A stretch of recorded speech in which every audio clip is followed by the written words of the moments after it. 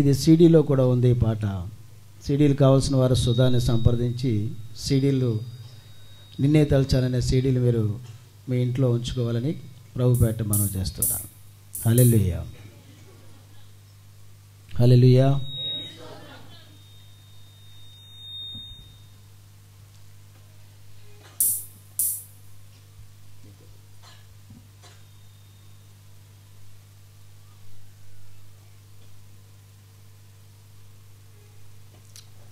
నజరేయుడా నా ప్రియుడా, నజరేయుడా నా ప్రియుడా, నీవే నా ఆశ్రయ దుర్గము, నీవే నా ఆశ్రయ దుర్గము, నీవే నా మార్గం, నీవే నా జీవం, నీవే నా మార్గం, నీవే నా జీవం, నీవే సత్యము, నీవే నిత్యము, నీవే సత్యము, నీవే నిత్యము. నజరేయుడా నా ప్రియుడా, నజరేయుడా నా ప్రియుడా.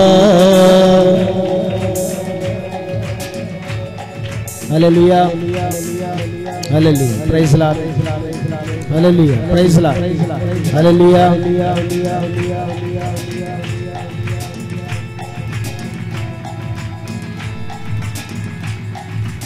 అందరూ చప్పట్లు కొట్టి దేవుని నామాన్ని కనపరచండి.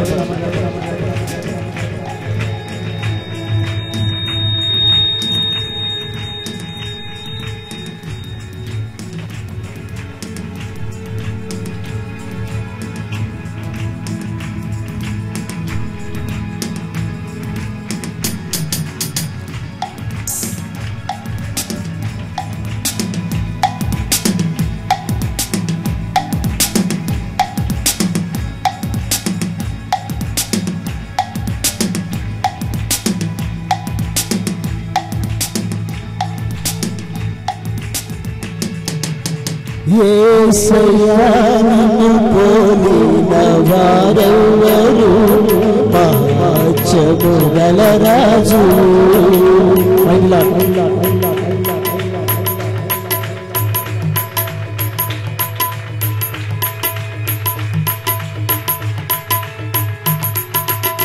యేసయ్యా నిన్ను పోలిన వారెవ్వరు, మహాత్మ్యము గల రాజు.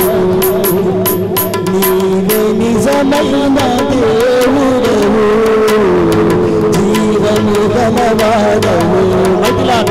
నీవే నిజమైన దేవుడవు, జీవము గలవాడవు. నీవే నా మార్గం, నీవే నా జీవం, నా మార్గం, నీవే నా జీవం, నీవే సత్యము, నీవే నిత్యము, నీవే సత్యము, నీవే నిత్యము.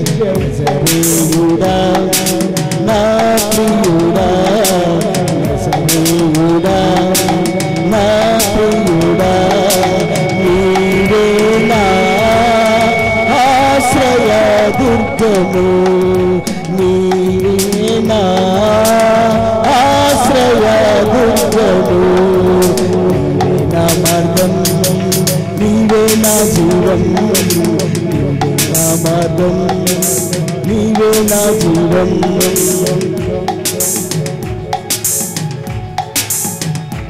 హల్లెలూయా. అందరూ చప్పట్లు కొడుతూ దేవుని నామాన్ని కనపరచాలి. మృతులు నిన్ను స్తుతించిన సజీవుడే నిన్ను స్తుతించగలరు.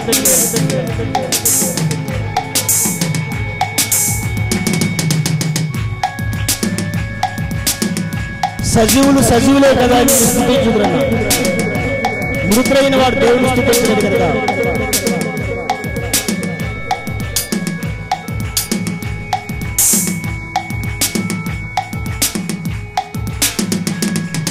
పరిశుద్ధుడా స్తోత్రార్హుడా కృపా సత్య సంపూర్ణుడా,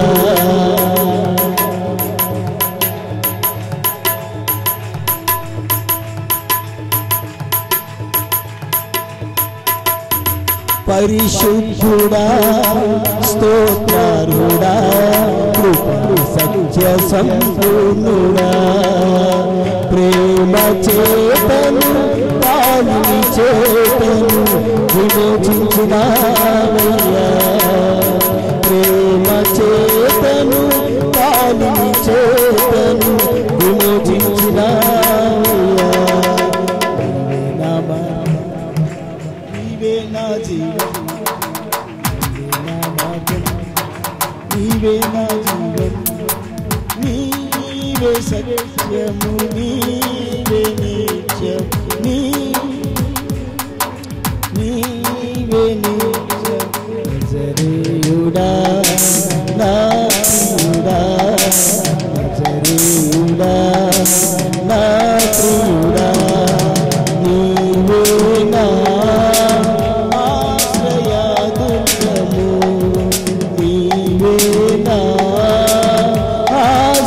ఆశ్రయదుర్గము నీవే నా మార్గం నీవే నా జీవం నీవే నా మార్గం నీవే నా జీవం నీవే సత్యం నీవే నిత్యం నీవే సత్యం నీవే నిత్యం నజరేయుడా నా ప్రియుడా నజరేయుడా నా ప్రియుడా యేసయ్యా నిన్ను పోలిన వారెవరు మహత్యము గల రాజు యేసయ్యా నిన్ను పోలిన వారెవరు మహత్యము గల రాజు నీవే నిజమైన దేవుడవు జీవము గలవాడవు నీవే నిజమైన దేవుడవు జీవము గలవాడవు నీవే నా మార్గం నీవే నా జీవం నీవే నా మార్గం నీవే నా జీవం నీవే నా మార్గం నీవే నా జీవం నీవే నా మార్గం నీవే నా జీవం నీవే సత్యము నీవే నిత్యము నీవే సత్యము నీవే నిత్యం నజరేయుడా నా ప్రియుడా నజరేయుడా నా ప్రియుడా నీవే నా మార్గం నీవే నా జీవం నీవే నా మార్గం నీవే నా జీవం నీవే సత్యము నీవే నిత్యము నీవే సత్యము నీవే నిత్యం నజరేయుడా నా ప్రియుడా నజరేయుడా నా ప్రియుడా యేసయ్యా పోలిన వారెవరు మహత్యము గల రాజు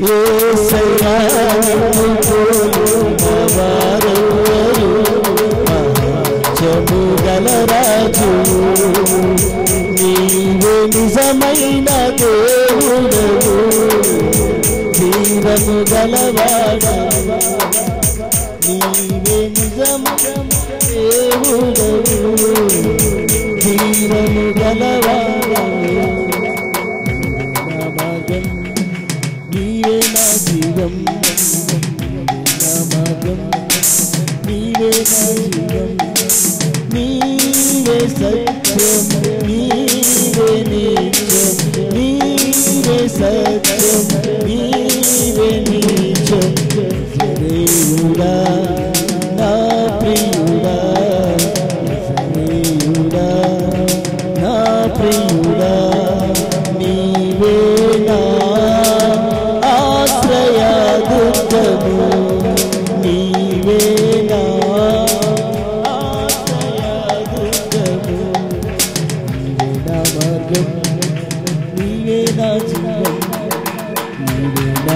మార్గం, నీవే నా జీవం, నీవే నా మార్గం, నీవే నా జీవం, నా మార్గం, నీవే నా జీవం. హల్లెలూయా.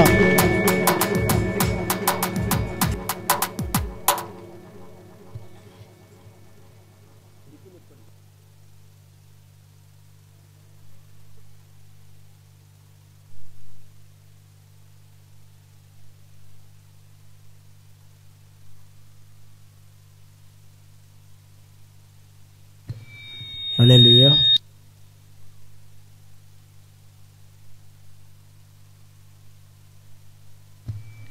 హల్లెలూయా.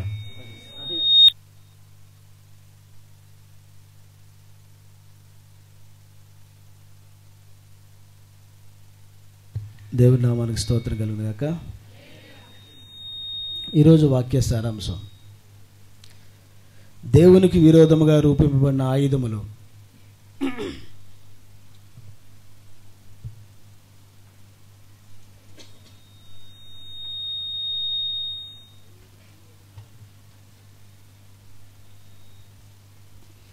దేవునికి విరోధముగా రూపింపబడిన ఆయుధములు అనే వాక్య సారాంశం మనం వింటూ ఉన్నాం. హల్లెలూయా.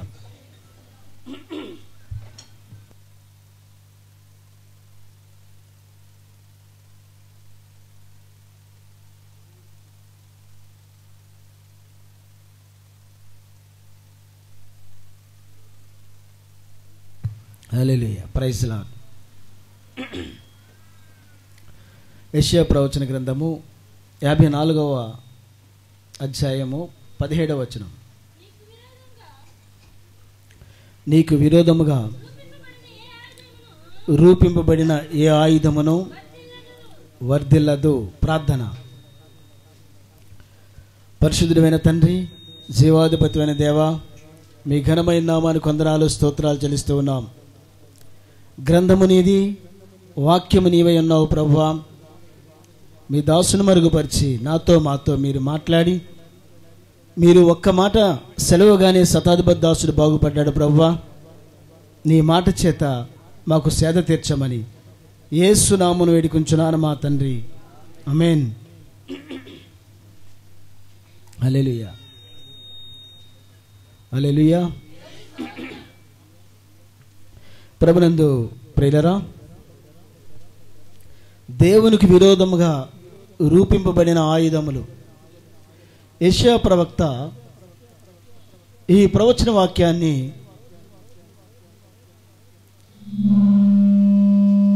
చాలా లోతుగా ధ్యానించినట్టుగా మనం చూడగలం.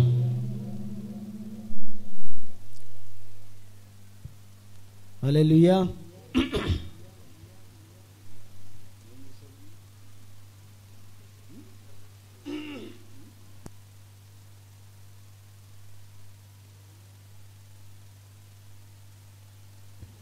హల్లెలూయా. Praise lord.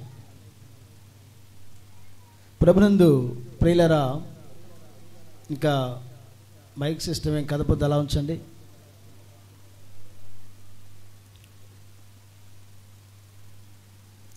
యేసుక్రీస్తు ప్రభువుని వెంబడించిన దేవుని పిల్లల్లో ఎన్ని సంవత్సరాలు ప్రార్థన చేసినా వారి జీవితాల్లో వర్ధిల్లడము అనేది తెలియదు. వారికి ఏదైనా శ్రమలు శోధనలు వచ్చేటప్పుడు దేవుణ్ణి ఎదిరించి ప్రార్థన చేయడము, లేకపోతే దైవ సేవకులు ఎదిరించి మాట్లాడడం తెలుసు. ఎలా వర్ధిల్లాలి, వారి జీవితంలో వర్ధిల్లడము అనేది చాలా, అంటే ఆ మాటకు అర్థం తెలియని వారు చాలామంది ఉన్నారు. ఒకవేళ వర్ధిల్లకపోతే ఎన్ని సంవత్సరాలైనా సరే వారి జీవితంలో శ్రమలు శోధనలు వచ్చినప్పుడు దేవుడు నన్ను పట్టించుకోవడం మానేశాడు, అయ్యగారు మా కోసం ప్రార్థన చేయట్లేదు అని దేవుని మీద, దేవుని దాసుల మీద అలిగి సొనిగి భక్తులు చాలామంది ఉన్నారు. వారందరికీ బైబిల్ చెప్తున్న మాట ఏంటంటే, వారి జీవితాల్లో ఎందుకు వర్ధిల్లట్లేదు అంటే దేవునికి విరోధముగా సాతాను కొన్ని ఆయుధాలు రూపించింది. దేవునికి విరోధముగా సాతాను కొన్ని ఆయుధాలని రూపించింది. దేవునికి విరోధముగా రూపింపబడిన ఏ ఆయుధమో వర్ధిల్లదు. ఆ ఆయుధాలు వారి దగ్గర ఉన్నాయి కనుక వారు వర్ధిల్లట్లేదని బైబిల్ చెప్తూ ఉంది. దేవుని పిల్లైన వారు, దేవుడు రూపించిన ఆయుధములు ఉన్నాయి, సాతాను రూపించిన ఆయుధములు ఉన్నాయి. దేవుడు రూపించిన ఆయుధములు ఎలా ఉంటాయో మీకు తెలుసు. మీరు చాలాసార్లు ఆయుధాల గురించి మీకు చెప్పారు. ఎఫెసీయులకు రాసిన పత్రిక 6వ అధ్యాయంలో దేవుడు రూపించిన ఆయుధాలు మీరు చూడండి. ఎఫెసీయులకు రాసిన పత్రిక 6వ అధ్యాయము 13 నుంచి 16 వచనాలు చదివితే దేవుడు రూపించిన, దేవుడి చేత తయారు చేయబడిన ఆయుధములు, దేవుడి చేత రూపింపబడిన ఆయుధములు మనం చూడగలం ఇక్కడ. హల్లెలూయా. అందుచేతను ఆపద్దినమందు వారిని ఎదిరించుటకును, వారంటే ఎవరు? సాతాను, సాతాను యొక్క అనుచరులు. సమస్తమును నెరవేర్చిన వారే నిలవబడుటకును శక్తిమంతులగునట్లు దేవుడిచ్చు సర్వాంగ కవచము ధరించుకొనుడి. మీ నడుమునకు సత్యమనే దట్టి కట్టుకొని, నీతి అనే మైమరుపు తొడుక్కొని, పాదములకు సమాధాన సువార్త వలనైన సిద్ధ మనసనే జోడు తొడుక్కొని నిలువబడుడి. ఇవన్నీగాక విశ్వాసమును డాలు పట్టుకొనిడి.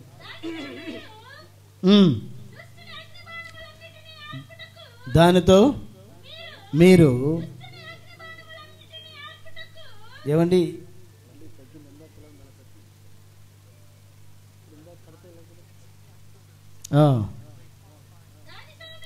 దానితో మీరు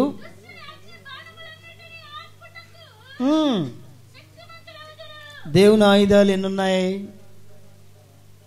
సత్యము, నీతి, సమాధానము, విశ్వాసము, రక్షణ, దేవుని వాక్యం. ఇవి దేవుని ఆయుధాలు. ఎవరి చేత రూపింపబడిన ఆయుధములు ఇవి? దేవుని చేత రూపింపబడిన ఆయుధములు. దేవుని చేత కాకుండా సాతాను చేత రూపింపబడిన ఆయుధములు ఉన్నాయి. ఇవి దేవునికి విరోధమైన ఆయుధములు. దేవుని పిల్లలైన వారు చాలా జాగ్రత్తగా గమనించండి. దేవుని పిల్లలకి విరోధముగా సాతాను ఎవరినైనా ప్రేరేపించినా, ఎవరైనా దేవుని పిల్లలకి విరోధముగా వచ్చినా ఆ ఆయుధము వర్ధిల్లదు, ఆ ఆయుధాలు పనిచేయవు. ఒకసారి ఒక పాస్టర్ గారు, ఇందాక ఎవరో ఎందుకు నజరీయుడ నా ప్రియుడు అనే పాట ఇందాక నేను పాడాను.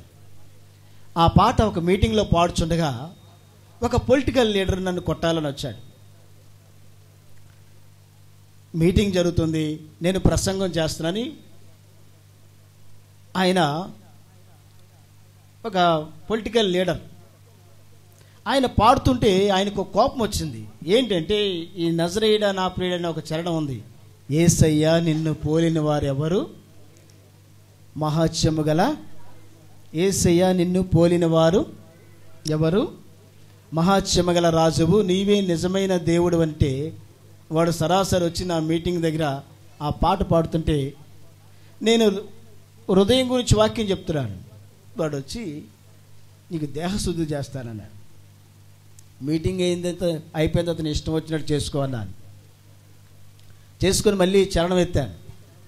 చరణం ఎత్తి పాడిన తర్వాత గబగబా స్పీడ్గా వచ్చి నన్ను కొట్టడానికి వస్తుంటే అంతట్లో ఒక అబ్బాయి యవ్వనస్తుడికి ఆ అబ్బాయి యేసుక్రీస్తు ప్రభు అంటే ఇష్టం ఉండదు, చర్చికి రాడు, అమాంతంగా రాజకీయ నాయకుని పొట్టేలా పట్టేసుకున్నాడు.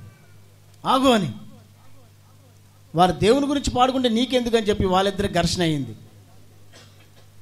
నన్ను కొట్టడానికి వచ్చిన ఆయన కుటుంబంలో భయంకరమైన నష్టం జరిగింది. ఉదయాన్నే ఆ మార్గం గుండా వెళ్ళిపోతూ నేను పిలిచాను ఆయన్ని. ఆయన పేరు లైటింగ్ శంకర్రావు.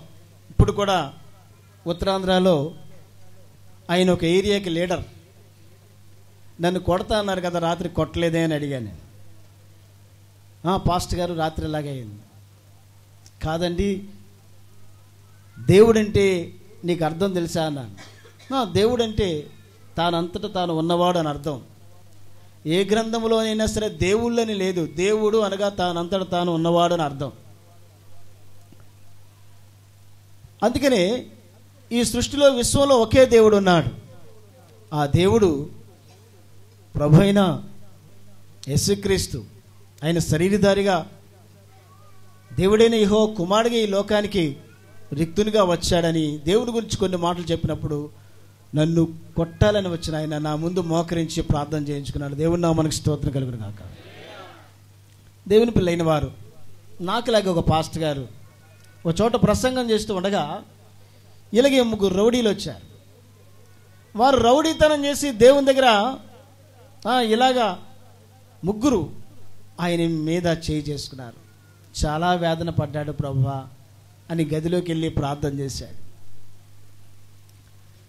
అంతట్లో ఎందుకు ఇలాగా, నీకు విరోధముగా రూపింపబడిన ఏ ఆయుధము వర్ధిల్లదన్నావు కదా, నన్ను ముట్టినవాడు నీ కనుగుడ్డును ముట్టునని ఉంది కదా ప్రభువా, ఎందుకు నాకు ఈ శోధనని ప్రార్థన చేశాడు. ఈయన ప్రార్థన చేస్తే ఎవరో తలుపు కొట్టారు. మరుసటి రోజు ఆ రాత్రంతా ప్రార్థన చేశాడు.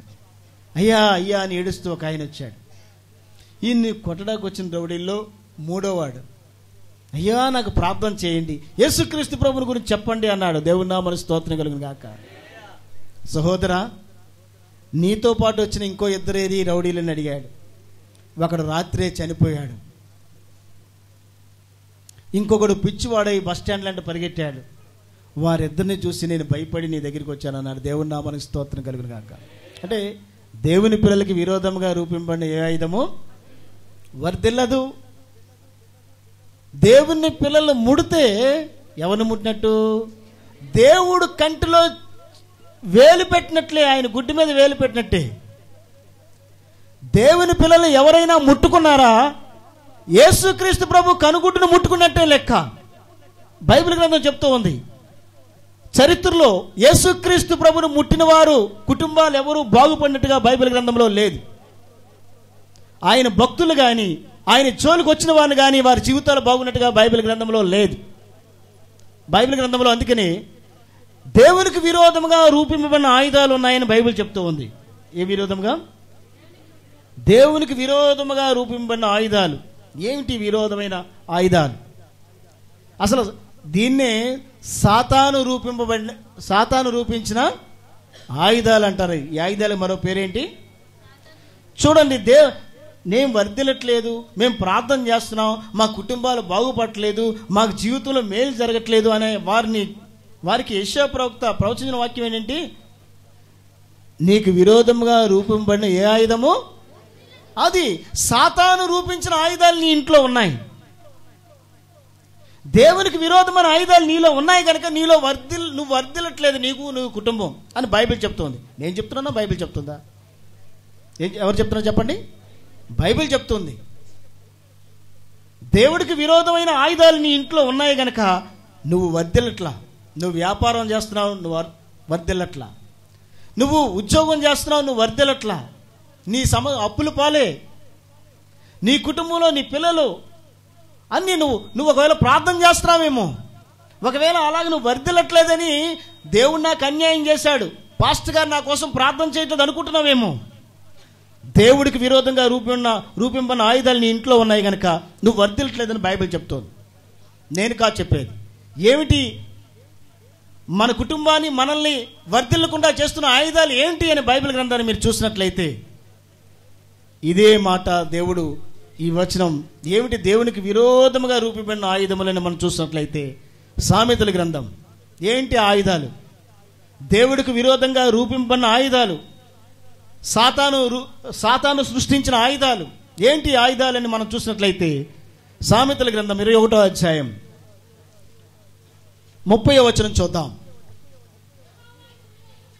యెహోవాకి విరోధమైన జ్ఞానమైనను వివేచనైనను ఆలోచన అయినను ఆగండి, ఏంటి నిలవదు? యెహోవాకి విరోధమైన, ఇందాక మీరు ఏ వాక్యం చదివారు? దేవునికి విరోధముగా రూపింపబడిన ఏ ఆయుధము వర్ధిల్లదు. ఇక్కడేముంది?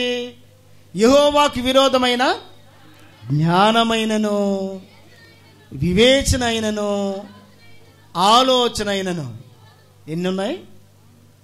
ఏంటది? జ్ఞానము, వివేచన, ఇవి నిలవదు. ఎందుకు నిలవదు? దేవునికి విరోధమైనవి. దేవునికి విరోధమైన ఆలోచన ఏమంటారు చెప్పండి? దేవునికి విరోధమైన జ్ఞానాన్ని ఏమంటారు? అజ్ఞానము అంటారు. దేవునికి విరోధమైన జ్ఞానాన్ని ఏమంటారు? అజ్ఞానము అంటారు. దేవునికి విరోధమైన వివేచన ఏమంటారు? అవివేకము అంటారు. ఏమంటారు? అవివేకము. దేవునికి విరోధమైన ఆలోచన ఏమంటారు చెప్పండి? దురాలోచన అంటారు. ఏమంటారు? ఇవి సాతాను ఆయుధాలు. ఏంటి? అజ్ఞానము, అవివేకము, దురాలోచనలు. ఈ మూడు సాతాను ఆయుధములు, దేవునికి విరోధముగా రూపింపబడిన ఆయుధములు ఇవి. ఎందుకంటే వీటి వల్ల కుటుంబంలో వర్ధిల్లరు, సమాజంలో వర్ధిల్లరు, మీ ఫ్యామిలీలో భార్యాభర్తలు కానీ పిల్లలు కానీ వర్ధిల్లరు. ఎందుకంటే ఈ మూడు దేవునికి విరోధమే. అజ్ఞానము దేవునికి విరోధం, అవివేకము దేవునికి విరోధం, దురాలోచన దేవునికి విరోధం. ఈ మూడు ఉన్నవారు సాతాను ఆయుధాలు ఇంట్లో ఉంచుకున్నవారే. దేవుని పిల్లైన వారు బైబిల్ గ్రంథం చూసినట్లయితే అజ్ఞానులు అని ఎవరిని అంటారంటే, మూడు రకాల జ్ఞానం కలిగిన వారిని అజ్ఞానులు అంటారు. ఎవరిని అజ్ఞానులు అంటారు? 1 లోక జ్ఞానము, 2 తత్వజ్ఞానము, 3 లౌకిక జ్ఞానం. ఎన్నున్న అజ్ఞానంలో? ఏంటది? లోక జ్ఞానము, తత్వజ్ఞానము, లౌకిక జ్ఞానము. ఈ 3 కలిపి కలిగిన ఉన్నవారు అజ్ఞానులు అంటారు. బహుశా తత్వజ్ఞానం ఎవరికి ఉంటుంది చెప్పండి? శాస్త్రవేత్తలకు ఉంటుంది, సైంటిస్టులకి. దేవుని పిల్లైన వారు చాలా జాగ్రత్తగా గమనించండి. ఎందుకు అంటే, ఒకసారి ఒక శాస్త్రవేత్త నదిలో ప్రయాణం అవుతున్నాడు. పడవ మీద ప్రయాణం అవుతున్నప్పుడు పడవ నడిపిస్తున్న వాడితో మాట్లాడుతున్నాడు. ఏమయ్యా, నీకు గణిత శాస్త్రం తెలుసా అని అడిగాడు. నాకు అదేంటో తెలియదయ్యా అన్నాడు. పోనీ ఖగోళ శాస్త్రం ఏంటో తెలుసా అన్నాడు. ఫస్ట్ ఏమన్నాడు? నీకు గణిత శాస్త్రం తెలుసా అంటే అస్సలు తెలియదు. తెలియదంటే ఏమన్నాడు తెలుసా? అసలు 20% నీ బ్రతుకు వేస్టే అన్నాడు. ఏ శాతం? 20% నీ బ్రతుకు వేస్టే అన్నాడు. కొంత దూరం వెళ్ళాక పడవ మీద ప్రయాణం అవుతూ, ఏమయ్యా నీకు ఖగోళ శాస్త్రం తెలుసా అని అడిగాడు. అదేంటో తెలియదు బాబు అన్నాడు. 40% నీ బ్రతుకు వేస్టే అన్నాడు. ఎన్ని శాతం? 40%. సరే, నీకు తత్వజ్ఞానం తెలుసా అని అన్నాడు. కొంత దూరం వెళ్ళిపోయిన తర్వాత, అదేంటో తెలియదు బాబు అన్నాడు. 60% నీ బ్రతుకు వేస్టే అన్నాడు. ఇంతలో పడవ రౌండ్గా తిరుగుతుంది. ఏమిటి అంటే, ఆ నదిలో సుడిగుండం వచ్చి పడవ రౌండ్గా తిరుగుతుంది. పడవ నడిపి ఆయన అన్నాడు, బాబు నీకు ఈత శాస్త్రం తెలుసా అని అడిగాడు. అదేంటో తెలియదు అన్నాడు ఈ శాస్త్రవేత్త. అదంతే తెలియకపోతే 100% నీ బ్రతుకు వేస్ట్ బాబు అన్నాడు.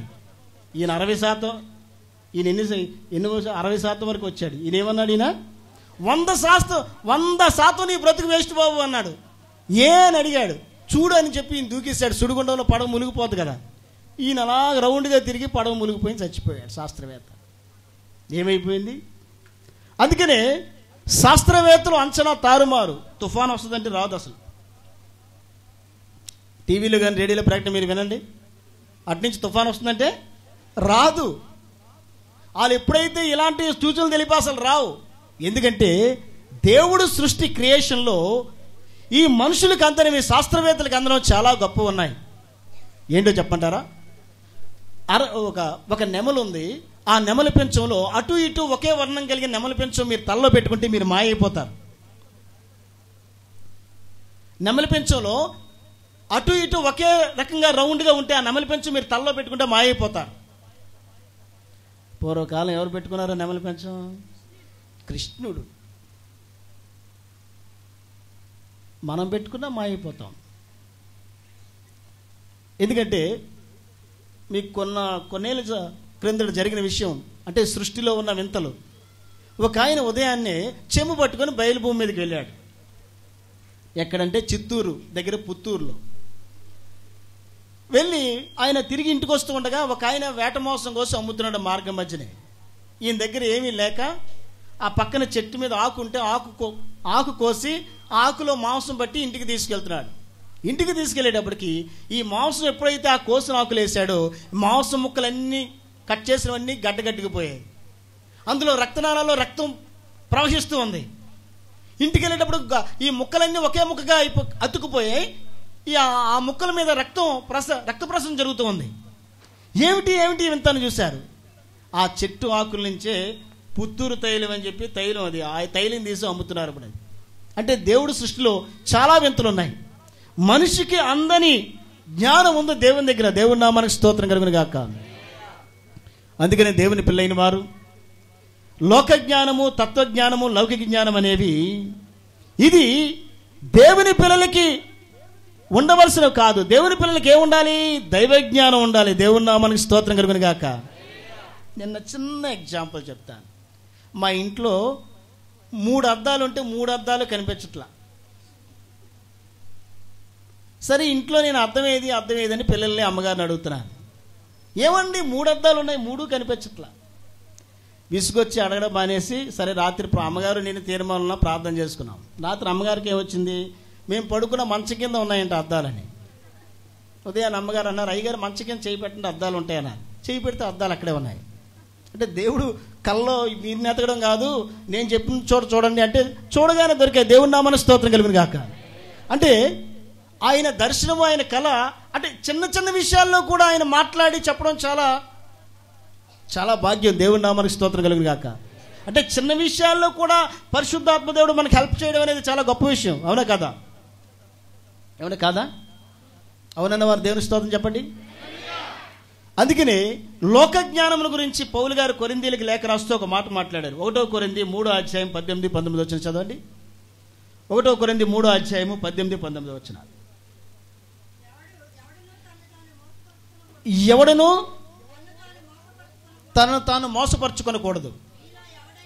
మీలో ఎవడైనను ఈ లోకమందు తను జ్ఞానినని అనుకుని ఎడల జ్ఞాని అగునట్లు వెర్రివాడు. ఈ లోక జ్ఞానము దేవుని దృష్టికి వెర్రితనమే. దేవుని నామానికి స్తోత్రం కలుగును గాక. ఈ లోక జ్ఞానం దేవుని దృష్టికి ఏమయ్యాం చెప్పండి? వెర్రితనం. దేవుడు అనుకుంటాడు వెర్రి వాళ్ళారా అనుకుంటారు, పిచ్చి వాళ్ళారా, అసలు నా దగ్గర ఆకాశం మీద మీరు అనుకుంటున్నారు ఒక నీళ్ళే ఉన్నాయని, అగ్ని వడగండ్లు ఉన్నాయి, అగ్ని నక్షత్రాలు రాబోయే దినాల్లో పడతాయి ఈ భూమి మీద. అఫ్ కోర్స్ మీరు అనుకోవచ్చు ఇప్పుడు సునామీలు వస్తున్నాయని చెప్పి, భూకంపాలు వస్తున్నాయని చెప్పి మీరు ఏదైనా ఒకవేళ చంద్రమండలం ఇల్లు కట్టుకోవాలనుకుంటున్నారేమో. అక్కడ పైన ఏమున్నాయి? 3 ఆకాశంలో అగ్ని నక్షత్రాలు ఉన్నాయి.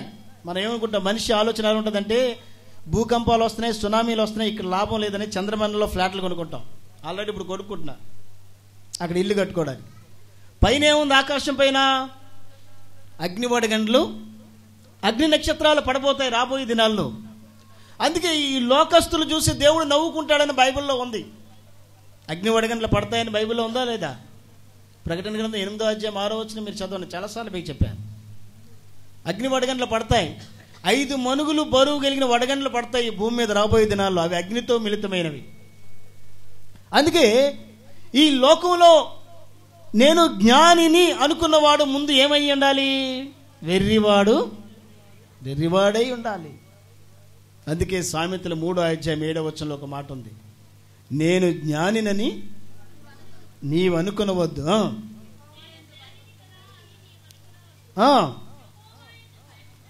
యెహోవాయందు భయభక్తులు కలిగి చెడుతనము విడిచిపెట్టము, అప్పుడు నీ దేహమునకు ఆరోగ్యమును నీ ఎముకలకు దేవుని నామానికి స్తోత్రం కలుగును గాక.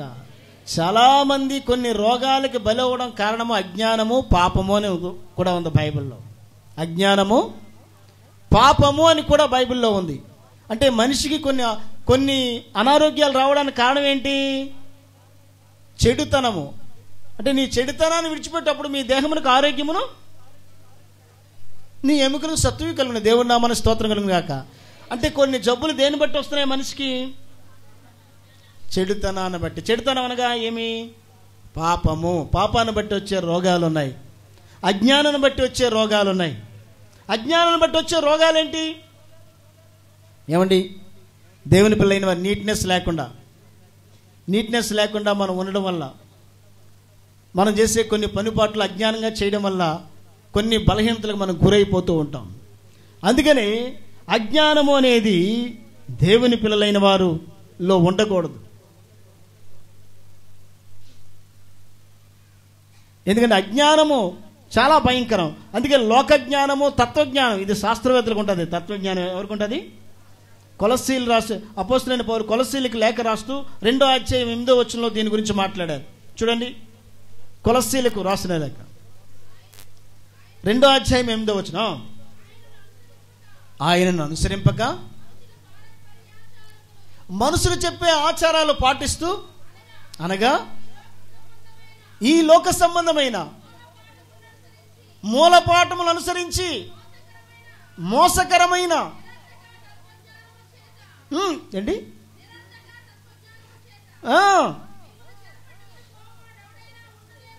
రాబోయే దినాల్లో మనుషులు దేని చేత చెరపట్టబడతారు? నిరార్థకమైన తత్వజ్ఞానము. తత్వజ్ఞానం ఎవరి దగ్గర ఉంటుంది చెప్పండి? ఏమండి? శాస్త్రవేత్తలు. దేవుని పిల్లైన వారు చాలా జాగ్రత్తగా గమనించండి. ఈ జ్ఞానము కూడా చాలా భయంకరమైనది. ఇది కూడా దేవునికి విరోధమైనది. ఎందుకంటే ఇది బైబిల్ గ్రంథంలో ఈ తత్వజ్ఞానానికి మూల పురుషుడు ఒక ఆయన ఉన్నాడు. ఆయన పేరేంటో చెప్పగలరా మీరు? తత్వజ్ఞానానికి మూల పురుషుడు, సైన్సిస్ట్. మొదటి సైన్సిస్ట్ ఎవరు బైబిల్లో?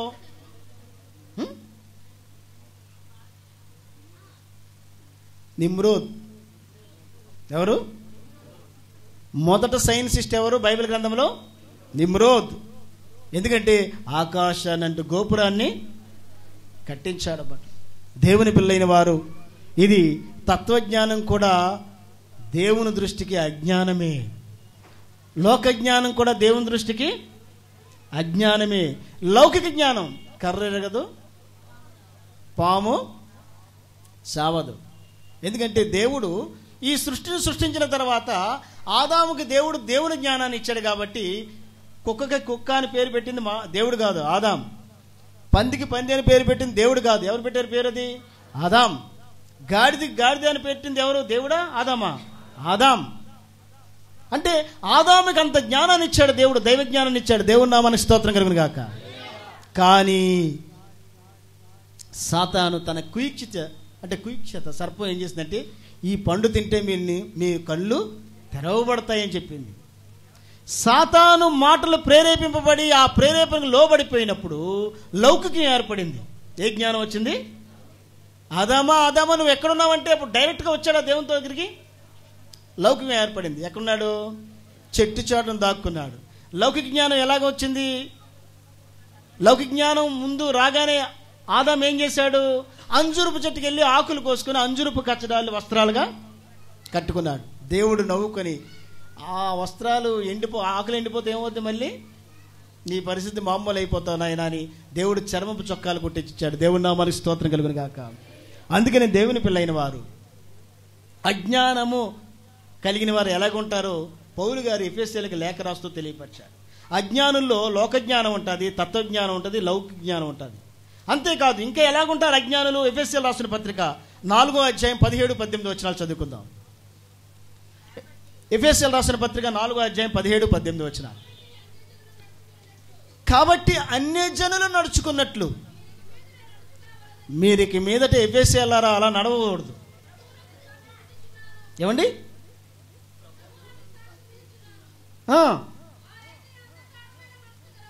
వారైతే అంధకారమైన మనస్సు గలవారై తమ హృదయ కాఠిన్యము వలన తమలో ఉన్న అజ్ఞానము చేత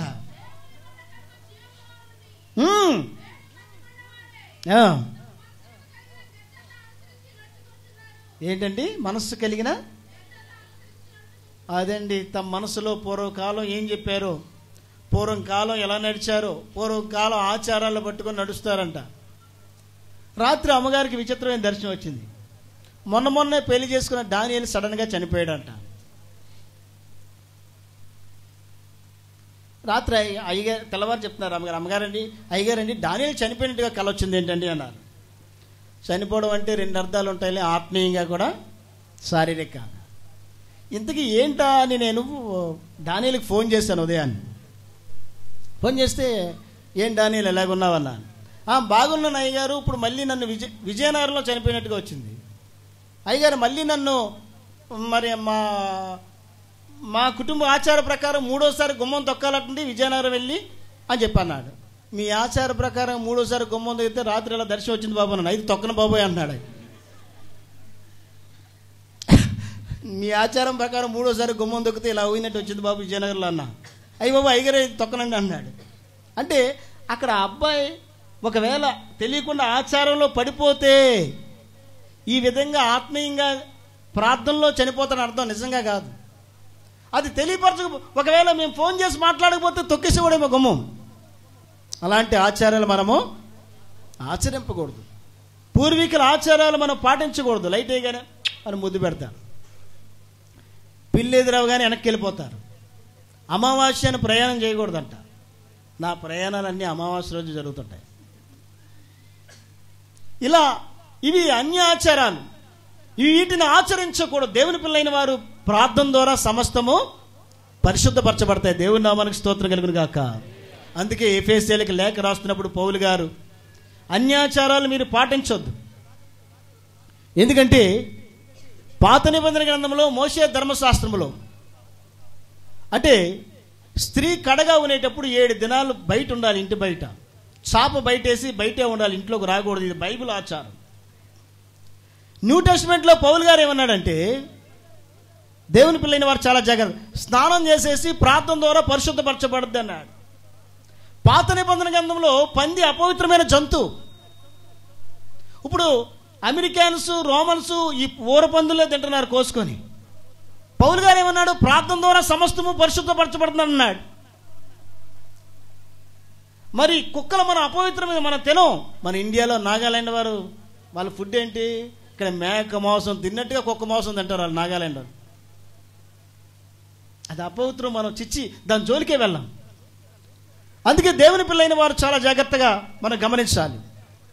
అజ్ఞానంతో కూడిన ఆచారాలు, ఈ నిషిద్ధమైన ఆచారాల్ని దేహంలో శాస్త్రులు పరిసయ్యులు బాగా పాటిస్తూ ఉండేవారు. యేసు ప్రభువారిని ఒక దినాన్ని ఒక పరిసయ్యుడు భోజనానికి ఇన్వైట్ చేశాడు.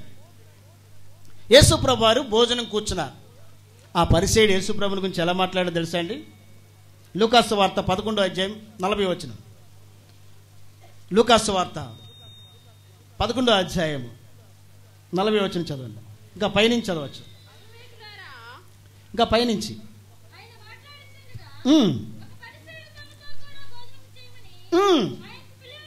పరిసయ్యుడు తనతో కూడా భోజనం చేయమని యేసు ప్రభువుని పిలిచారు. ఆయన లోపలికి వెళ్ళి భోజన పంక్తిని కూర్చున్నారు. ఆయన భోజనానికి ముందుగా స్నానం చేయలేదని ఆ పరిచయుడు చూసి ఏమన్నాడు? వీళ్ళు ఏం చేస్తారంటే భోజనం చేసే ముందు తలకు స్నానం చేయడం, మొహం కడుక్కోవడం పరిసయ్యులకు అలవాటు మాట. కొంతమంది కూడా ప్రార్థన చేసేటప్పుడు మూతి 4 సార్లు, నోరు 4 సార్లు కడుక్కొని ధ్యానం చేస్తారు. ఇది శరీర సంబంధమైన శుద్ధి. అసలు లోపల శుద్ధీకరణ లేకుండా అంతరంగం దోపుతోనూ అజితేంద్రంతోనూ ఉంచుకొని శరీర సంబంధమైన ఆచారంగా చేస్తే ఉపయోగం ఏంటి? యేసు ప్రభు ఏమన్నారు చూద్దాం. అందుకు ప్రభు ఇట్లా నేను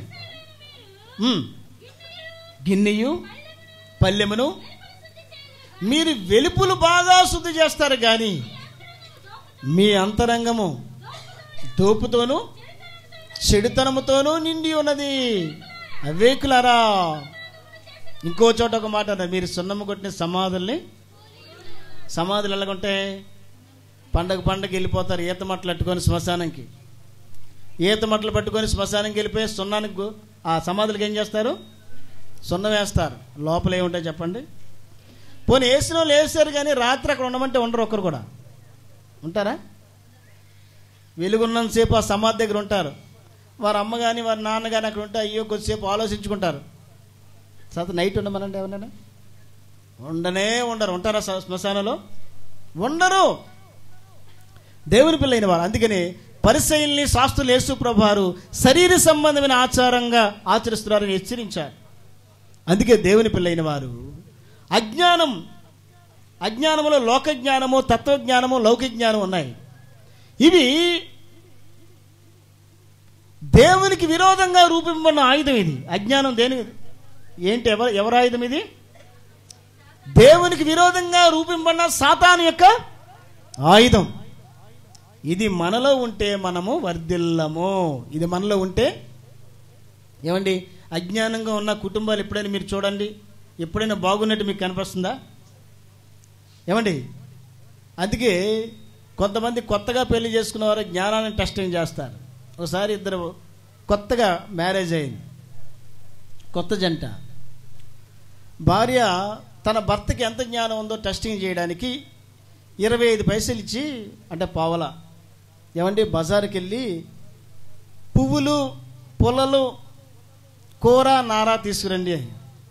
పావలాకి పువ్వులు, పొలలు, కూర, నార వస్తుందా? ఏమండి, ఈ పాపం కొత్తగా పెళ్ళైన ఈయన వెళ్ళిపోయి పాపం ఉదయం నుంచి సాయంత్రం వరకు బజార్ చుట్టూ తిరుగుతున్నాడు. ఈయనకి జ్ఞానం లేదు, అజ్ఞానం ఎక్కువగా ఉంది. ఒక వృద్ధాప్యంతో ఉన్న ఒక మామగారు చూసి, ఏం బాబు అలా ఉదయం నుంచి తిరుగుతున్నావు అని. ఏం లేదు బామ్మ, మా ఆవిడ ఇలా తీసుకురమ్మంది, కూర, నార, పొలలో పువ్వులు తీసుకురమ్మంది అన్నారు. ఆ మామగారు చిన్న గోంగూర కొట్ట చేతులెట్టి, ఇవే తీసుకెళ్ళి ఇంటికి అంది. ఇది కాదండి, పుల్లలు, పువ్వులు, కూర, నార తీసుకురమ్మంది నా భార్య అంట. బాబు ఇది తీసుకెళ్ళి నీ భార్య చూపించు బాబు అంది. ఈయన గబగబా గోంగూర కట్ట తీసుకొచ్చి భార్యకి తీసుకొచ్చాడు. అబ్బో నీకు చాలా తెలివితేటలు ఉన్నాయా అంది. అసలు నీ బ్యాక్గ్రౌండ్, నీ తెలివితేటలు వెనకాతలు ఎవరున్నారని చెప్పి అడిగింది. ఒక మా అమ్మగారు అన్నారు. గోంగూర ఆకు కూరకి పని చేస్తుంది. దాని కాడకున్న తీస్తే నారు వస్తుంది బయటికి. ఆ నారు వస్తే పుల్ల ఏమవుద్ది? పొయ్యిలో పెట్టడానికి ఉపయోగపడుద్ది. గోంగూర పైన చిన్న పువ్వు వేస్తుంది, పువ్వు కూడా ఉంటుంది అన్నమాట. అందుకే భార్య ఏం చెప్పింది? కూర, నార, పువ్వులు, పొలలో తీసుకురమ్మంది. చూడండి, అబ్బో ఈ తెలివైన భర్త అనుకుందన్నమాట.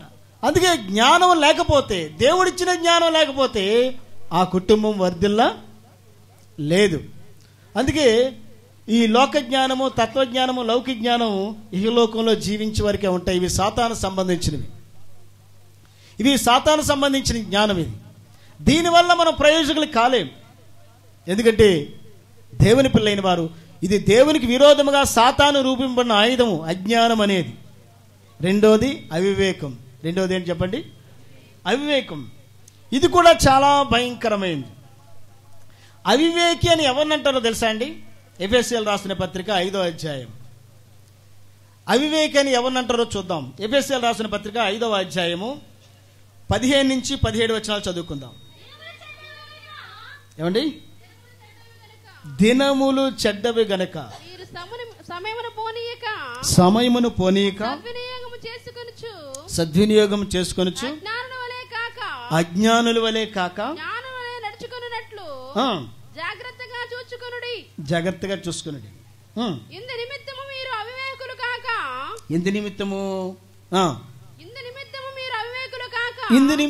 అవివేకులు కాక ప్రభు యొక్క చిత్తమేమిటో గ్రహించుకోండి. మరియు మద్యముతో మత్తులై ఉండకుడి, దానిలో దుర్వ్యాపారము కలదు. అయితే ఆత్మపూర్ణులై ఉండుడి. ఒకరినొకడు కీర్తనలతోను. దేవుని పిల్లైన వారు చాలా జాగ్రత్తగా గమనించండి. మరలా చదవండి. 15 చెడ్డవి కనుక మీరు సమయమును పోనీయక సద్వినియోగం చేసుకొనుచు అజ్ఞానులే కాక జ్ఞానుల వలె నడుచుకున్నట్లు జాగ్రత్తగా చూచుకునుడి. ఇందు నిమిత్తం మీరు అవేకులు కాక ప్రభు యొక్క చిత్తమేమిటో గ్రహించుకునుడి. దేవుని నామానికి స్తోత్రం కలుగును గాక. అవివేకి అనబడిన వ్యక్తి దేవుని చిత్తాన్ని గ్రహించడు. అవివేకి దేవుని చిత్తాన్ని గ్రహించడు. దేవుని పిల్లైన వారు చాలా జాగ్రత్తగా. మొదటిది, దేవుడిచ్చిన సమయాన్ని వేస్ట్ చేస్తాడు, దుర్వినియోగం చేస్తాడు. అమ్మా, ఈ సంవత్సరం మారు మనసు పొందండి. యేసు ప్రభు దేవుని రాకడ వస్తుందంటే, అయ్యగారు వచ్చే సంవత్సరం బాప్టిజం తీసుకుంటామండి, లేకపోతే మా అమ్మాయికి పెళ్ళి అయిన తర్వాత తీసుకుంటామండి. ఈ లోపల దేవుని రాకడ వస్తే మా అబ్బాయికి ఉద్యోగం అయిన తర్వాత రక్షణ పొందుతామండి అంటారు. టైం వేస్ట్ చేసినట్టే కాదా చెప్పండి? ఏమండి, రోజు దినములు మనకి దినములు వస్తున్నాయా పోతున్నాయా? నేను ఒక్కోసారి నవ్వుకుంటాను. బర్త్డే ఫంక్షన్లు అయినప్పుడు తల్లిదండ్రులు హ్యాపీగా నా కొడుకు ఒక సంవత్సరం వచ్చింది, నా కూతురికి ఒక సంవత్సరం వచ్చిందని కేక్ కట్ చేయించి స్వీట్స్ పంచి పెడతారు. అవునా కదా? సంతోషం కదా? కానీ ఒక సంవత్సరం ఆయుష్ అయిపోయిందని తెలియదు. అవునా కాదా? ఏమండి, ఇప్పుడు 10వ సంవత్సరం నుంచి 11వ సంవత్సరం అడుగు పెడితే ఒక సంవత్సరం దాటి వెళ్ళిపోయారా లేదా? ఏమండి, పెరుగుతుంది వయసని అనుకున్నావు, తరుగుతుంది ఆయుష్ తెలియకున్నదా. పెరుగుతుంది వయసని అనుకున్నావు, తరుగుతుంది ఆయువు తెలియకున్నదా. ఈ పరమార్థం మనుషులకు తెలియకున్నది, ఈ పరమార్థం మనుషులకు తెలియకున్నది. ప్రభు యేసుని సన్నిధికి రాకున్నది, ఈ ప్రభు యేసుని సన్నిధికి రాకున్నది. యేసు లేని నీ జీవితము పొందలేవు మోక్షరాజ్యము. యేసు లేని నీ జీవితము పొందలేవు మోక్షరాజ్యము. దినములు గడుచుచున్నవి, క్షణములు పొందుచున్నవి, ఆయుషు తరుగుచున్నది, అంతము పిలచుచున్నది. యేసు లేని నీ జీవితము పొందలేవు మోక్షరాజ్యము. యేసు లేని